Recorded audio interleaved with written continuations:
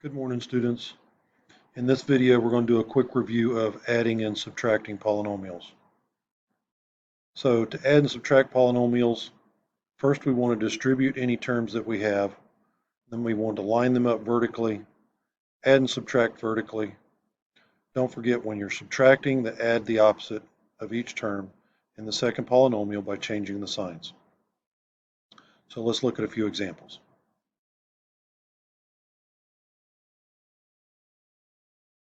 So here's our first example.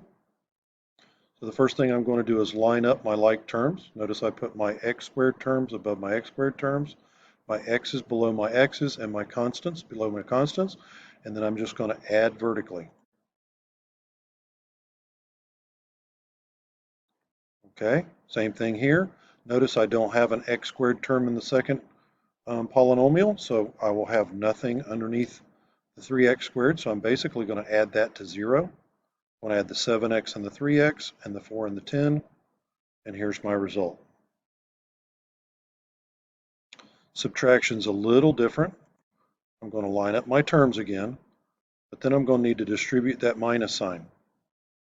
Notice that this plus sign becomes a minus sign, this plus sign becomes a minus sign, and the 8 becomes a negative number. And then again, I'm going to add vertically. 6 plus negative 8, or 6 minus 8, is negative 2.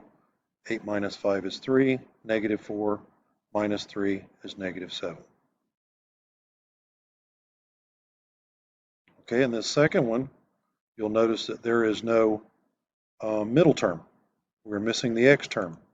So I'm going to put a placeholder here in the middle because 7x is going to be added to 0x, 9x and 5x, 8 and 4. Then I'm going to distribute that minus sign again. Notice my plus signs became minus signs.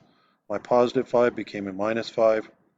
And then I'm just going to add top to bottom, which gives me this result. Okay, guys, thanks for watching.